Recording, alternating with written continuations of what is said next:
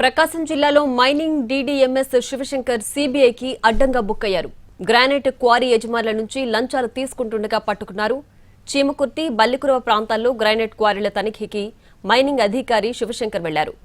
మొదట బల్లికురవలో క్వారీలను తనిఖీ చేసినట్లు తెలుస్తోంది. ఆ తర్వాత చీమకుర్తిలోని వాసవి, గోల్డెన్ గ్రానైట్ క్వారీల్లో తనిఖీలకు ముందే క్వారీ యజమానులతో సెటిల్మెంట్ చేసుకుంటున్నట్లు సమాచారం. తనిఖీలకు నుంచి తప్పించుకునేందుకు 2 లక్షలు లంచంగా వసూలు చేసినట్లు సమాచారం.